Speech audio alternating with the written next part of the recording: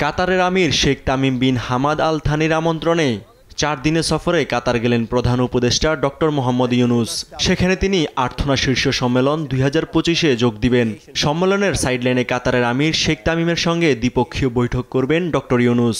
তবে সেই বৈঠক নিয়ে বিস্তারিত কিছু বলতে চাননি পররাষ্ট্র উপদেষ্টা মোহাম্মদ তৌহিদ হোসেন।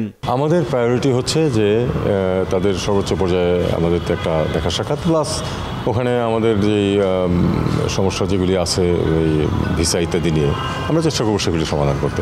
তবে বিভিন্ন সূত্র থেকে জানা যায়, বৈঠকে বাংলাদেশ থেকে কাতারে জনশক্তি রপ্তানি, কাতার থেকে এলএনজি আমদানি, ব্যবসা বাণিজ্য বৃদ্ধি, প্রতিরক্ষা সহযোগিতা সহ নানা গুরুত্বপূর্ণ বিষয়ে আলোচনা হতে পারে।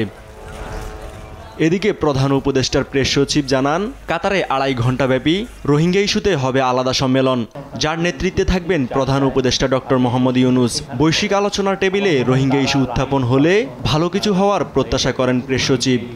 প্রফেসর ইউনুস ওখানে যাচ্ছেন, আমাদের চিফ অ্যাডভাইজার ওখানে যাচ্ছেন আর্থনা সামিটে জয়েন করার জন্য।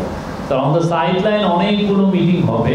কাতারের যে শ্রমবাজার সেখানে যেন আরও বাংলাদেশি যুক্ত হতে পারেন, এগুলো আমাদের ইচ্ছা। এবং এই বিষয়গুলো অনেকগুলো মিটিং হবে এবং আমাদের এই কথাগুলো বারবার আমরা বলব।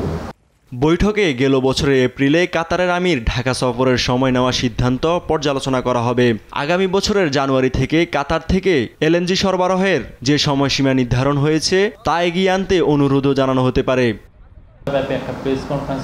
প্রেস উইং থেকে জানানো হয়, এই সামিট একটি প্ল্যাটফর্ম হিসেবে কাজ করবে, যেখানে প্রথাগত জ্ঞান ও আধুনিক উদ্ভাবনের সমন্বয়ের মাধ্যমে টেকসই উন্নয়নের নতুন দিক উন্মোচন এবং সমৃদ্ধ ও অন্তর্ভুক্তিমূলক ভবিষ্যৎ গঠনের উপায় নিয়ে আলোচনা হবে।